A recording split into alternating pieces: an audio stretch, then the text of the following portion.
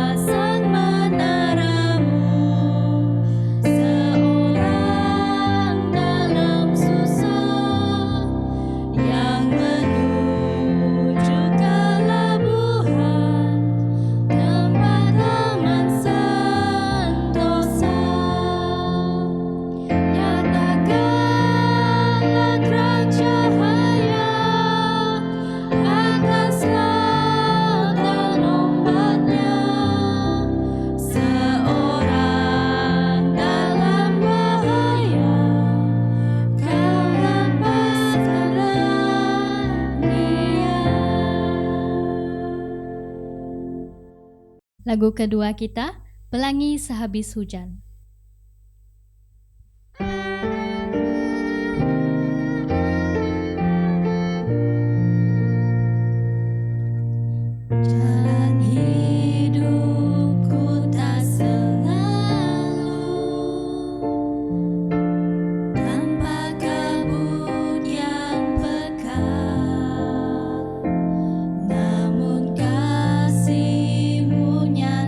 Padaku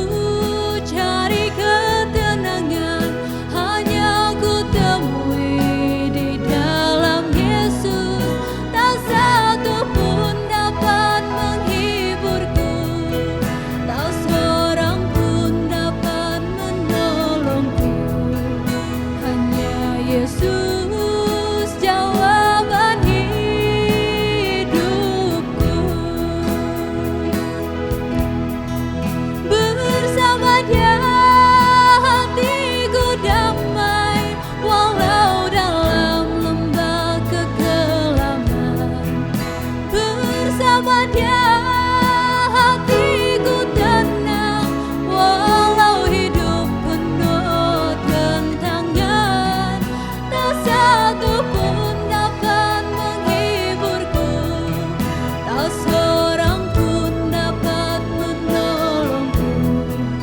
Hanya Yesus jawaban hidupku.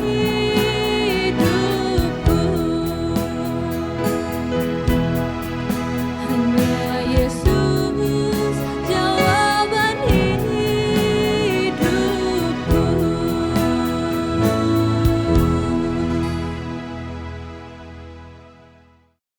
Mari kita berdoa.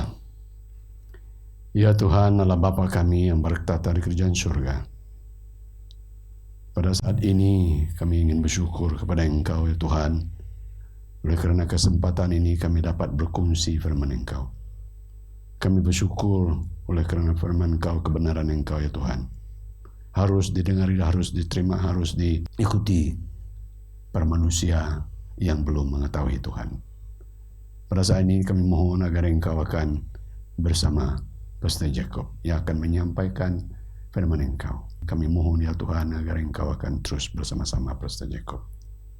Biarlah roh Engkau berbisik di dalam jiwa para pendengar di Facebook, YouTube, di mana-mana mereka berada, agar roh Engkau akan tetap bekerja di dalam jiwa mereka masing-masing.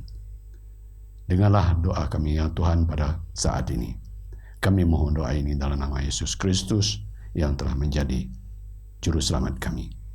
Amin.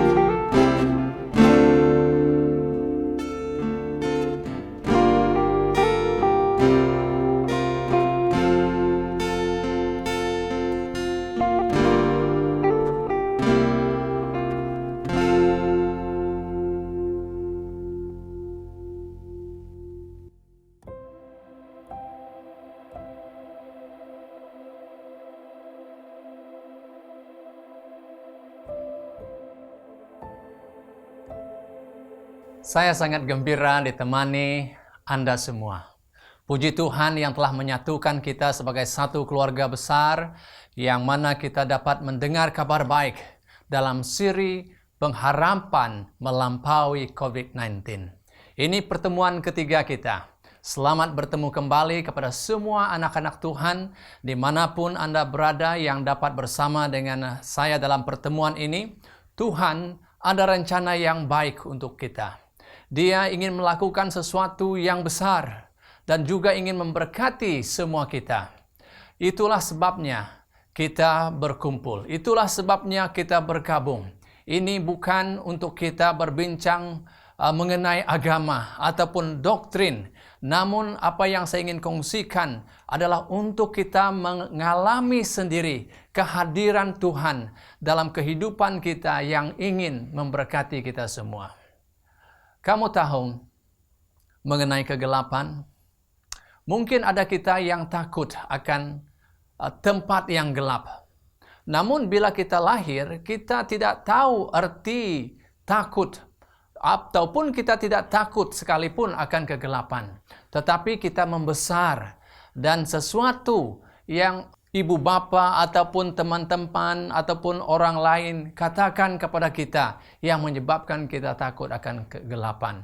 Saya masih ingat ketika kita masih kecil, kadang-kadang ibu bapa untuk menakutkan kita, mereka katakan apa? Jangan pergi ke tempat gelap itu, jangan pergi ke sana. Kenapa? Di sana ada momok. Di sana ada apa? Di sana ada hantu.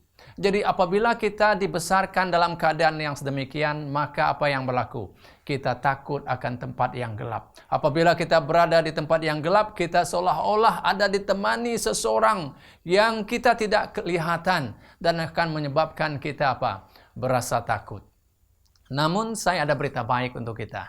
Setiap kali Tuhan menentang kegelapan, Dia akan apa? Menghantar terang. Ini adalah prinsipnya dan ia tidak akan berubah. Karena setiap kali Tuhan mau mengalahkan kegelapan, Dia akan menghantar terang. Di dalam buku Kejadian, kalau kita melihat kepada buku yang pertama, ya, di dalam Alkitab kita, dalam buku Kejadian, kita akan membaca mengenai sesuatu yang amat mudah yang Tuhan lakukan di permulaannya. Dalam buku Kejadian 1 ayat 1 hingga 3 dia menyatakan kepada kita bagaimana pada mulanya apa yang Tuhan katakan. Ya, pada mulanya Tuhan mencipta langit dan bumi. Bumi belum berbentuk dan kosong dan gelap gulita menutup samudra. Dan apa yang berlaku? Roh Allah melayang-layang di atas permukaan air dan Allah berfirman.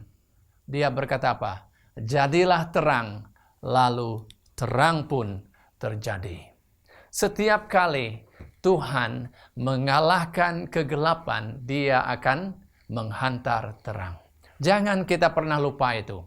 Dia selalu menghantar terang. Kegelapan tidak pernah akan bertahan. Saya sangat suka sekali dengan fakta itu. Saya suka dengan Tuhan yang tidak mau kita berjalan di dalam kegelapan. Saya sangat suka karena mengetahui cahaya itu sangat berkuasa sekali. Kamu tahu, sangat luar biasa cahaya. Kamu mungkin pernah memiliki kalkulator yang tidak menggunakan baterai. Sedikit cahaya sekalipun, malah lampu suluh kita, kalau kita pancarkan kepadanya, akan menyebabkan dia berfungsi. Sisi cahaya apabila terkena panel solar, dia akan mengubahnya kepada apa? Satu tenaga elektrik. Ada kuasa yang luar biasa pada cahaya. Kamu boleh mencoba kalau mau kekuatan cahaya. Coba tidak berbaju, tanpa tudung, tanpa apa? Kita berjemur di terik panas matahari. Apa akan terjadi? Kamu akan mengetahui bagaimana keadaan kulit kita selepas kita berjemur berjam-jam di bahang matahari. Saudara, terang itu tidak hanya menghilangkan kegelapan, tetapi terang itu memusnahkan kegelapan. Perhatikan apa yang Yesus lakukan. Di dalam buku Yohanes, kalau kita membuka kepada buku Yohanes, ya, di mana dalam tulisan John, ya, kita membaca mengenai bagaimana Tuhan juga diperkenalkan oleh Yohanes kepada kita. Yohanes ini merupakan siapa? Yohanes merupakan anak murid Yesus yang paling muda sekali.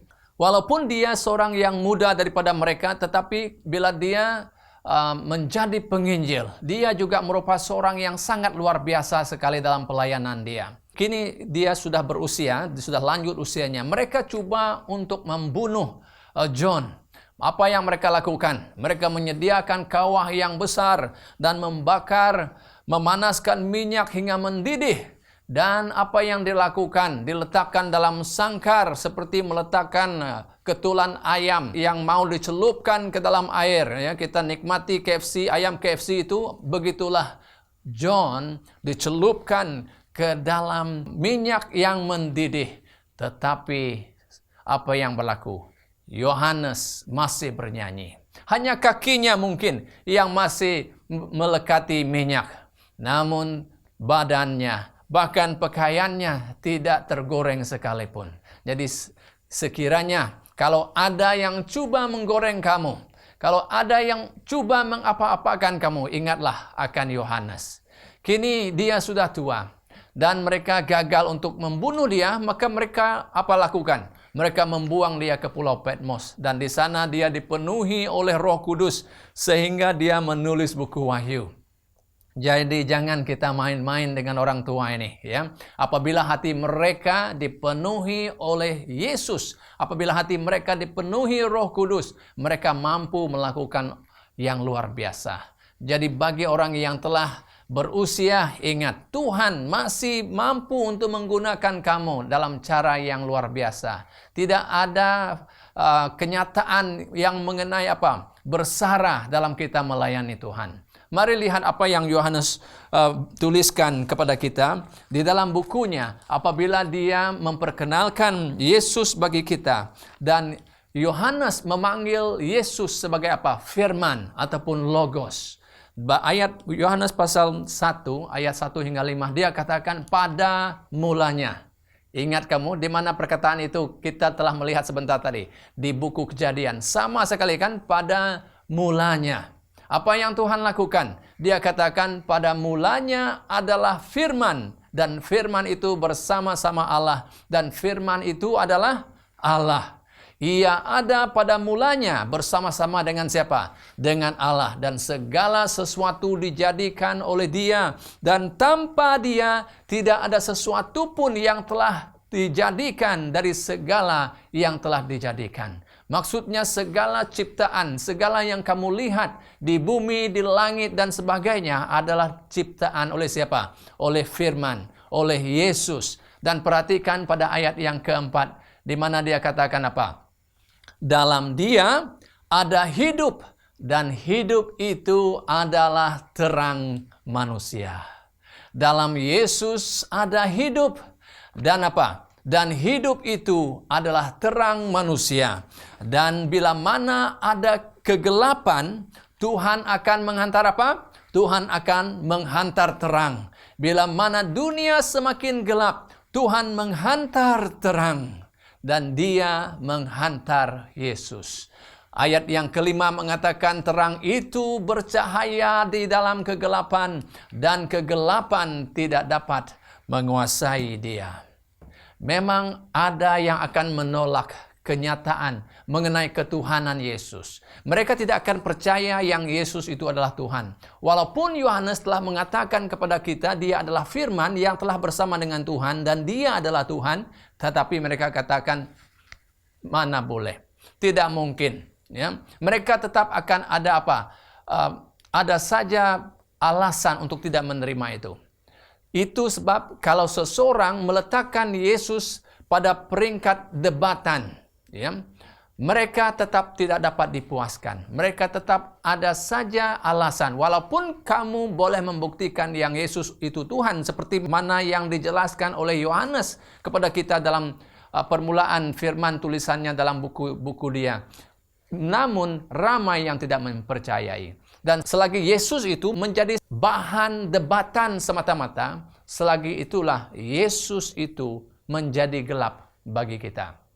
Tetapi di saat kita melihat sendiri dan percaya padanya dan mengetahui dan sungguh yakin yang Dia adalah Tuhan, maka apa? Dia akan bertukar menjadi terang bagimu. Suatu ketika di zaman Yesus, seorang wanita diheret, dibawa ke hadapan Yesus. Dan mereka yang menangkap dia mengatakan, mengikut undang-undang wanita ini, mengikut undang-undang Musa, wanita ini harus apa? Harus dihukum bunuh.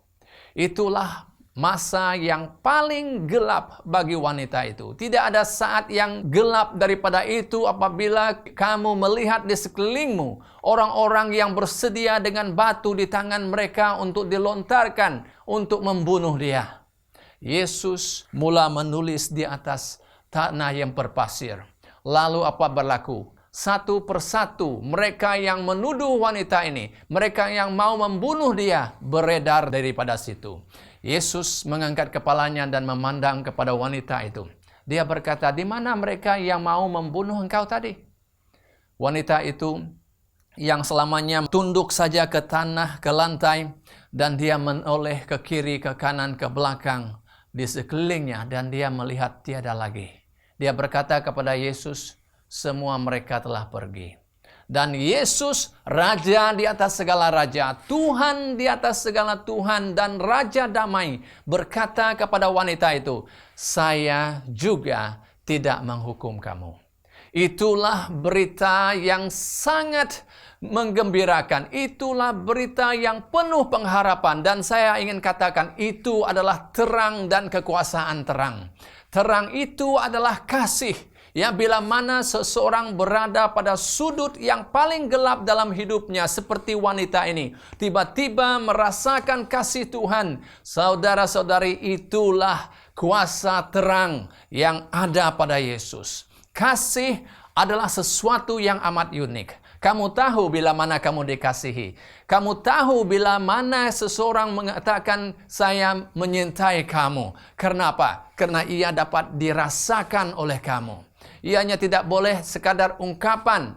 Kamu boleh saja mendengar perkataan, saya cintakan kamu dari orang, tetapi kamu boleh merasakan adakah itu benar. Karena cinta itu dapat dirasa oleh kita apabila ianya benar-benar cinta yang merindukan kita, cinta yang dilafazkan karena kejujuran dan keikhlasan. Dan itulah yang dirasakan oleh wanita ini. Terang kasih Tuhan yang telah memberikan dia pengharapan. Kasih Yesus yang memberikan dia makna dan kehidupan.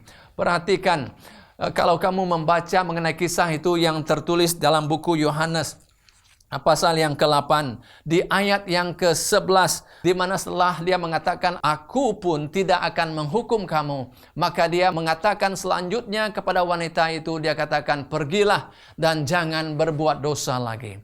Bayangkan, ya, bayangkan apa yang berlaku pada saat itu. Mungkin Yesus berpaling dan bertanya kepada gadis ini, di mana kamu tinggal? Dan dia berkata, saya tinggal di Bethany. Dan mungkin Yesus menoleh kepada Petrus ataupun kepada muridnya yang lain, bolehkah kamu tolong hantarkan dia pulang? Bayangkan apabila wanita ini diiringi oleh murid Yesus menghantar dia pulang.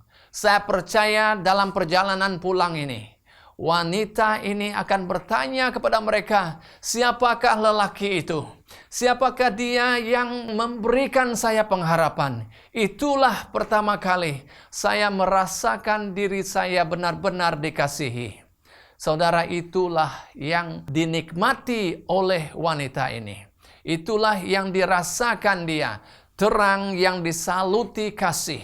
Terang yang disaluti kasih yang memberikan pengharapan dan makna. Dan saya mau kamu perhatikan di ayat yang seterusnya. Kalau kamu melihat di ayat yang ke-12 dalam buku Yohanes, ya, pasal yang ke-8 tadi, di mana dia menyatakan kepada kita, Yesus katakan apa?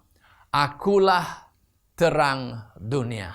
Setelah dia memberikan pengharapan kepada wanita yang mau dihukum bunuh oleh penuduh dia, Yesus mengatakan kepada mereka, akulah terang dunia. Barang siapa yang mengikut aku, ia tidak akan berjalan dalam kegelapan, melainkan ia mempunyai apa? Mempunyai terang hidup. Saudara-saudari, sementara gadis itu disuruh pulang dengan perasaan hormat dan merasakan dirinya ada martabat, dua perkara yang dia dapati daripada Yesus. Yesus berkata kepadanya, "Saya adalah terang dunia. Kalau kamu berjalan dalam terang ini, kamu tidak akan lagi hidup dalam kegelapan." Dan sekarang wanita itu sudah berjalan di dalam terang. Itulah rupanya terang yang sebenarnya. Itulah terang yang memberikan harapan.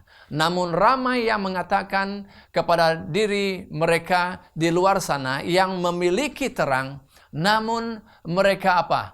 Mereka tidak bersinar. Mereka tidak menggunakan terang yang telah mereka miliki. Firman Tuhan yang telah mereka ketahui tidak digunakan untuk memberi pengharapan dan sinar bagi orang. Tetapi mereka gunakan firman Tuhan itu seperti apa? Seperti kayu pemukul untuk memukul seseorang. Dan bukannya memberikan harapan dan kasih untuk orang lain. Saya tidak paham mengapa ada seseorang yang merasakan seolah-olah apa? Diri mereka diberikan kebenaran untuk menyakiti orang. Malah lebih malang apabila mereka menyakiti orang dengan firman-firman Tuhan. Mereka menyakiti orang dengan tulisan para nabi yang ada pada tangan mereka untuk menghukum orang lain, untuk menyakiti orang lain. Sepatutnya mereka memberikan pengharapan kepada orang dengan firman Tuhan yang mereka miliki. Tetapi malangnya firman itu digunakan sebagai pemukul dan membuatkan seorang apa? Putus asa, membuatkan orang hilang dan jauh daripada Tuhan. Saudara-saudari yang dikasihi, gereja bukanlah museum. Gereja bukanlah tempat hanya untuk yang sempurna. Gereja seharusnya menjadi hospital, di mana orang yang patah hati, orang yang kecewa, orang yang putus asa mendapat rawatan dan pengharapan. Sangat sedih sekali apabila gereja yang tidak dapat menerima seseorang karena pakaiannya berbeza, karena kasutnya sedikit tinggi, karena baunya yang semacam. Dan mereka ini sebenarnya datang untuk mencari kebenaran. Mereka ini datang untuk mendapatkan pengharapan, tetapi mereka ditolak oleh gereja. Mungkin kamu berkata, kami tidak pernah melakukan itu, Pastor. Mana ada kami menolak orang yang datang ke gereja. Tetapi apabila kita melihat seseorang yang datang dengan pakaian yang sedikit pendek, dengan kasut yang sedikit tinggi, dengan baunya yang selain macam, maka mata kita, hidung kita, reaksi kita sudah dapat menunjukkan kepada seseorang apa? Yang kita tidak menerima kehadiran mereka. Dan mereka akhirnya apa? Tidak datang lagi ke gereja kita. Lihat tulisan Matthew. Setakat yang kita telah dengar, Yesus mengatakan kepada kita apa? Dia adalah terang dunia. Tetapi apabila kita pergi ke dalam buku Matthew, Yesus pula berubah. Tiba-tiba apa yang Yesus katakan kepada kita tidak sama lagi. Di Matthew pasal 5 bermula daripada ayat yang ke-14 hingga ke-16 dia mengatakan apa?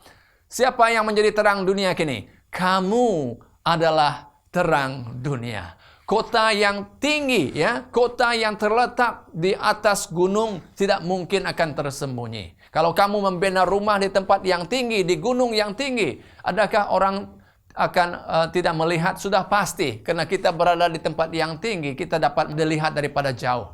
Lagipun dia berkata, tidak ada orang yang menyalakan pelita dan apa? Meletakkannya di bawah gantang. Melainkan apa? Melainkan meletaknya di atas kaki Dian, supaya dia dapat menerangi semua orang di dalam rumah itu. Demikianlah hendaklah kamu percaya di depan orang, supaya apa? Mereka dapat melihat perbuatanmu yang baik. Dan oleh itu apa akan berlaku? Itu akan memuliakan Bapa kita yang di surga. Saudara, Yesus adalah terang dunia. Namun kini dia mengatakan, kamu dan saya adalah terang dunia. Yesus mahu kita bersinar di tempat yang tinggi dan menyinari seluruh pekan, menyinari seluruh kota. Dia mahu agar kita menjadi terang bagi Yesus yang membawa kabar baik, yang menyinarkan sinar pengharapan kepada orang-orang di sekeliling kita. Kalau orang melihat terang, mereka akan memuji Tuhan. Tuhan mau kamu bersinar di Sarawak. Tuhan mau kamu bersinar di Sabah. Tuhan mau kamu bersinar di semenanjung Malaysia. Tuhan mau kamu bersinar di seluruh kepulauan Borneo, di Kalimantan, dan seluruh Indonesia. Dan dimanapun kamu berada, Tuhan mau kamu bersinar dan menjadi terang yang memberikan pengharapan, yang memberikan kasih kepada orang yang di sekitar kamu. Ada kuasa dalam terang. Kita harus menjadi terang. Karena dunia kita ini sangat-sangat berada di dalam kegelapan.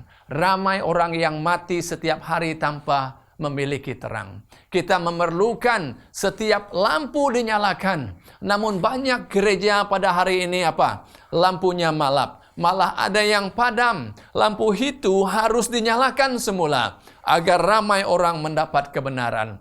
Agar ramai orang mendapat keselamatan. Gereja kita harus menjadi tempat yang sangat selamat dan selesa untuk semua orang. Ia harus menjadi tempat kecemasan untuk orang-orang yang sakit, orang-orang yang tenat mendapat mendapat rawatan, mendapat bantuan. Kalau cara mereka berpakaian tidak seberapa, jangan pandang kepada pakaian mereka, pandang kepada mana? Kepada hati mereka. Walaupun mereka mungkin sukar dipandang ataupun tidak dapat melakukan apa yang kita harapkan. Tapi yang penting sekiranya mereka melihat Yesus di dalam diri kita. Maka apa yang akan terjadi? Ini akan memberikan mereka pengharapan. Ini akan memberikan mereka suatu semangat untuk melakukan sesuatu yang luar biasa. Seperti wanita itu tadi yang telah mendapat pengharapan. Kalau kita boleh menjadi terang di tempat yang gelap dan menyinar terang kasih Yesus dalam hidup kita, ramai orang akan mendapat keselamatan. Jadi gunalah cahaya yang telah kita perolehi di dalam kehidupan kita ini untuk membimbing orang yang baru ingin mengenal kebenaran. Bukannya menggunakan firman yang kita ketahui untuk menyakiti hati orang. Bukan mengguna tulisan nabi untuk memukul orang. Dan itu seharusnya kita elakkan. Kita harus membina iman mereka yang baru ingin berputik ini. Pergilah keluar sana dan jadilah terang di tempat yang gelap. Tidakkah ini masa yang paling sesuai? Tidakkah ini masa di mana terang Yesus harus bersinar seperti yang belum pernah dilakukan sebelum ini? Ramai orang di luar sana yang hidup dalam ketakutan.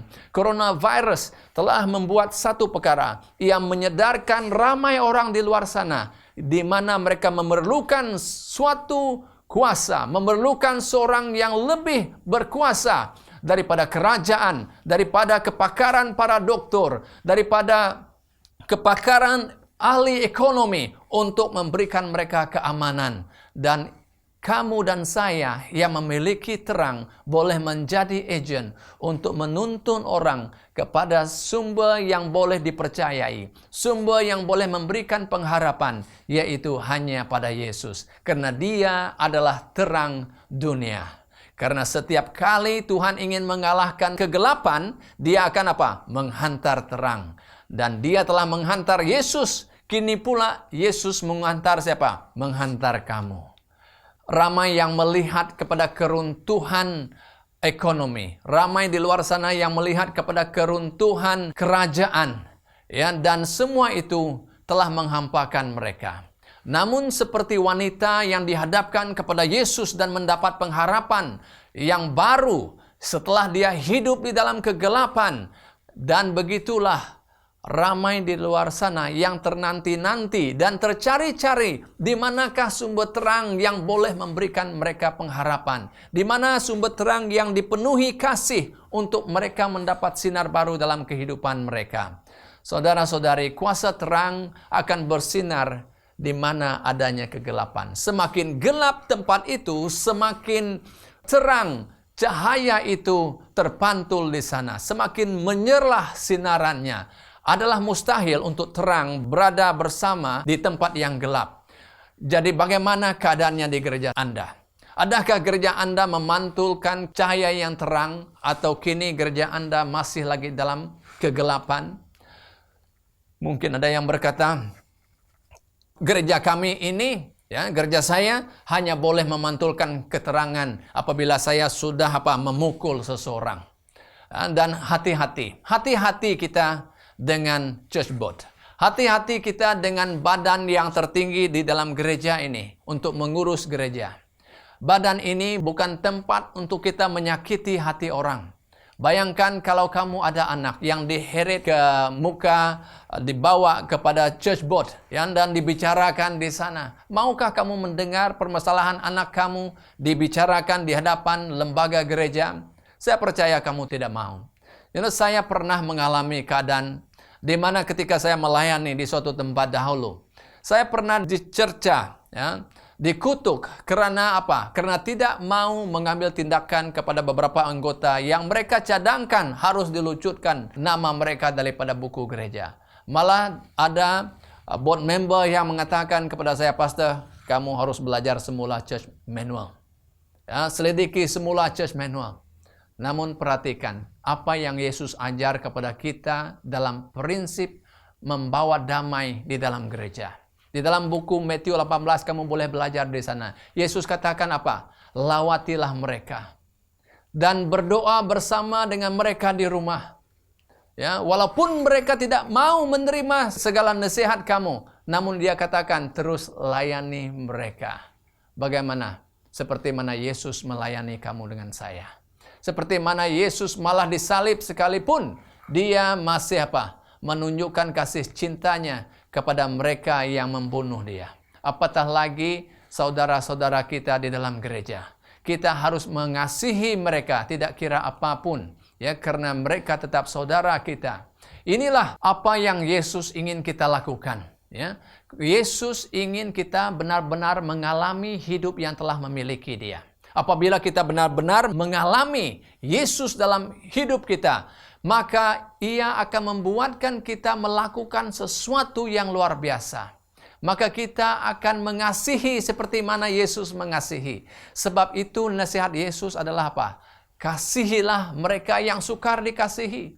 Lakukan kebaikan kepada mereka yang menganiaya kamu karena namaku, kata Yesus. Berdoalah untuk mereka yang mengkhianati kamu. Saudara-saudari, di mana ada kegelapan, jangan lupa. Setiap kali ada kegelapan, Tuhan menghantar terang. Di mana ada kegelapan, kini Tuhan mengutus kamu. Biarlah terang kita bersinar di depan orang, supaya mereka dapat melihat perbuatan yang baik, kata Yesus. Karena Kristus yang hidup di dalam kamu adalah harapan kemuliaan. Dan itu akan memuliakan Bapa yang di surga. Keindahan pengharapan yang Yesus mau berikan bagi kita sangat istimewa. Pertama, ketika hidup kita dalam kegelapan dan tanpa pengharapan, cahaya terang yang penuh kasih Kristus itu yang kita terima memberikan kita pengharapan dan kini mengubah hidup kita, menjadikan hidup kita penuh makna, hidup kita penuh arti dan penuh nikmatnya. Namun bukan sekadar itu saja, apabila kita telah mendapat terang kasih Yesus, terang yang luar biasa itu, terang itu yang telah mengubah hidup kita, akan menjadikan kita orang yang baru dan kini kita memiliki terang itu. Maka dengan terang itu kita boleh bersinar di luar sana. Kita boleh memberikan pengharapan kepada orang di luar sana. Dan itulah yang menggembirakan Yesus. Kamu tahu, kegembiraan bagi Yesus adalah apabila melihat jiwa diselamatkan. Setiap kali jiwa diselamatkan, apa yang berlaku? Seluruh surga akan berpesta. Setiap kali kamu menyinarkan terang dan berjaya melalui terang yang tersinar dalam hidupmu, membawa seseorang juga akan menggembirakan Yesus dan juga menggembirakan kita sendiri yang telah menuntun seorang kepada kebenaran, yang telah menyelamatkan seseorang kepada kebenaran. Saudara-saudari, saya mau mencabar kamu semua dan juga diri saya pada hari ini. Orang yang belum mengenal Tuhan sedang memerhatikan kita di luar sana. Mereka bukannya memerhatikan kita karena mau menghakimi kita, tetapi mereka cuma mau apa? Mau memahami apa itu kekristenan.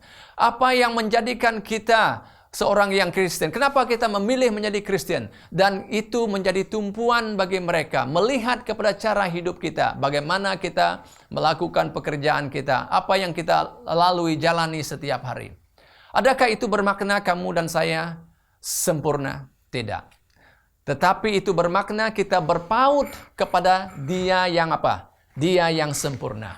Adakah itu bermakna kita mengetahui segala perkara yang harus kita lakukan? Tidak.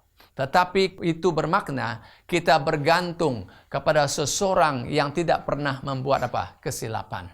Adakah itu membuatkan kita ini sangat istimewa sekali? Ianya tidak. Ianya bermakna kita memiliki seseorang yang kudus, yang boleh tinggal di dalam hati kita.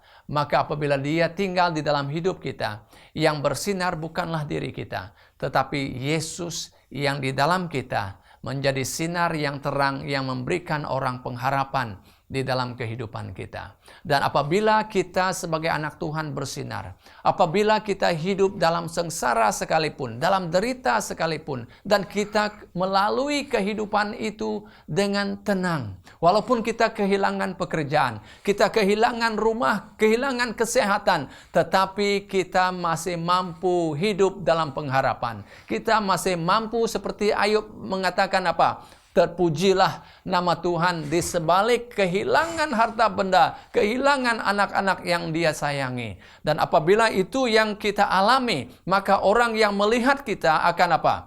Orang yang melihat kita akan bertanya, "Oh, mengapa dan bagaimana kamu boleh bertahan?" Ya. Dan apa yang kita katakan? Saya berdoa. Saya serahkan semuanya kepada Tuhan. Dan kami percaya Tuhan ada bersama dengan kami. Dan kami tahu walaupun tidak mengetahui mengenai hari esok apa yang akan berlaku. Tetapi yang pasti hari ini kami masih ada makanan. Hari ini kami masih ada roti di meja. Dan kami menyerahkan segala-galanya kepada Yesus. Pernahkah kamu melihat orang yang memiliki iman yang luar biasa seperti itu? Dan Yesus mahukan kamu dan saya memiliki iman yang sedemikian. Iman yang memberikan pengharapan kepada orang lain. Jadi untuk mengakhiri, saya ingin memberikan panggilan untuk kita semua. Sekiranya kamu mau berjalan di dalam terang, keluar dari kegelapan dan belajar berjalan dalam cahaya kasih Yesus, saya mau kamu bangkit daripada tempat duduk kamu. Dan angkatlah tangan kamu tinggi setingginya. Seolah-olah kamu mau mencapai kepada tangan Yesus yang terhulur kepadamu, yang ingin menyelamatkan kamu. Dan saya akan berdoa untuk kamu. Dan begitu juga bagi kamu yang telah memiliki terang, yang telah menerima Yesus di dalam kehidupan kamu. Dan kamu sekarang mengetahui kamu adalah terang dunia. Dan kamu berkata, "Yesus, saya ingin bersinar bagimu. Bantulah saya. Saya mau juga kamu berdiri. Bangkit dari tempat dudukmu. Dan angkat tanganmu tinggi seperti kamu mengangkat obor yang membawa terang. Dan kamu ingin agar Yesus menuntun hidup kamu. Membawa kamu kepada seseorang yang sedang menunggu-tunggu untuk mendapatkan terang. Saya juga mau berdoa untuk kamu. Dan akhir sekali saya ingin menyeru dan memanggil kepada seseorang di luar sana yang telah merasakan dirinya, kini sudah tiba masanya untuk saya dibaptiskan. Saya mau dibaptiskan kepada cahaya yang memberikan terang dan pengharapan.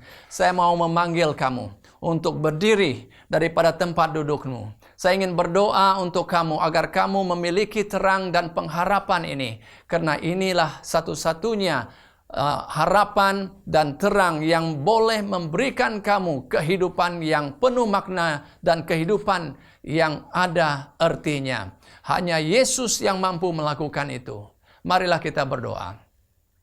Bapa di surga, terima kasih karena Yesus adalah terang. Terang yang luar biasa yang memberikan kami pengharapan, yang memberikan kami hidup yang penuh makna. Dia tidak mau kami terus hidup di dalam gelap, dan Dia telah datang ke dunia diutus untuk menjadi terang. Dan kini Dia mengutuskan kami juga sebagai agen yang membawa terang kepada dunia. Saya berdoa kepada mereka yang melihat dan menonton siaran ini ketika ini, di mana mereka telah bangkit karena panggilan saya ketika tadi, karena panggilan Yesus yang mengundang mereka untuk keluar daripada kegelapan, dan mereka berdiri dengan tangan yang terangkat tinggi untuk mendapatkan tangan Yesus yang ingin menyelamatkan mereka. Yesus selamatkan mereka. Khususnya bagi mereka yang telah bersedia menyerahkan diri mereka untuk dibaptiskan, karena mereka mengetahui mereka juga ingin berada dalam terang. Tuhan, japailah tangan mereka. Selamatkan mereka, agar nama mereka tertulis dalam buku kehidupan, dan bila Yesus datang, mereka juga akan terpanggil. Dan bagi semua yang telah berdiri, yang telah menerima kebenaran dan mengetahui diri mereka adalah terang bagi Yesus, dan berkata mereka kini ingin bersinar, bantulah mereka, agar yang hidup di dalam mereka bukan lagi diri kami yang hidup, tetapi Yesus yang hidup di dalam kami, yang memberikan kami sinar terang. Terang yang memiliki kuasa menyelamatkan, kuasa yang memberikan pengharapan dan kehidupan baru. Terima kasih Yesus, berkati semua umat-Mu. Di dalam nama Yesus kami berdoa. Amin. Jadi saudara yang dikasihi dalam Yesus, terima kasih karena menyertai dalam pertemuan kita kali ini. Jangan lupa kita akan bertemu kembali untuk kabar baik selanjutnya. Kabar yang penuh pengharapan. Apalagi yang Yesus mau berikan bagimu, ketahuilah esok. Ya, jangan lupa. Jadi untuk itu kita akhiri. Jangan kemana-mana. Dengarlah lagu, message dalam lagu dari Maria Simon. Tuhan memberkati sehingga bertemu.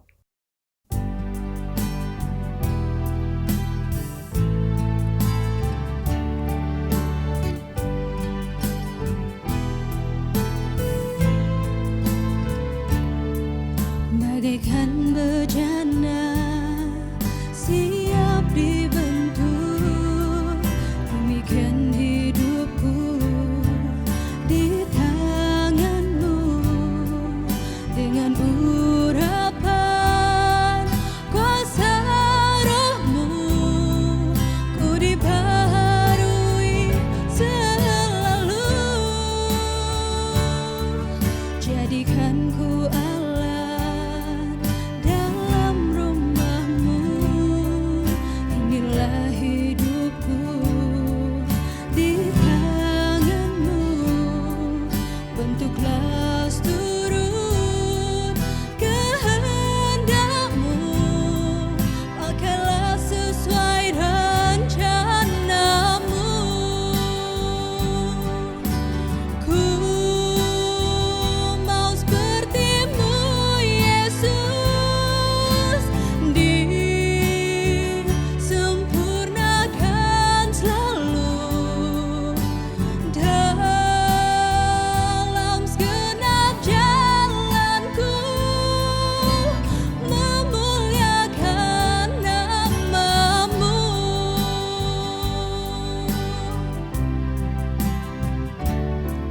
bagaikan bejana siap dibentuk, demikian hidupku di tangan-Mu.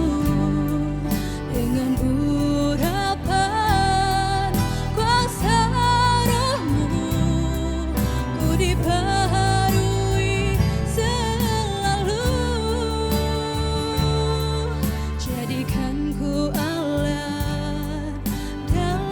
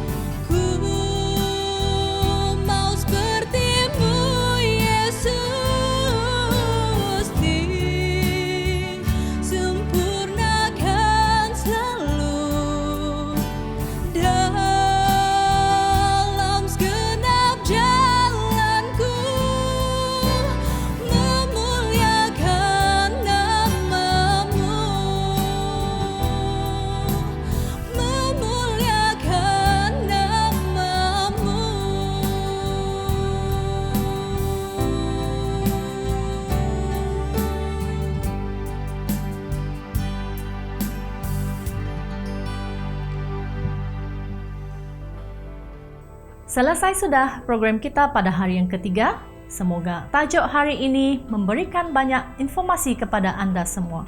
Sehingga kita berjumpa lagi esok pada waktu yang sama dalam program online seminar. Semoga Tuhan memberkati.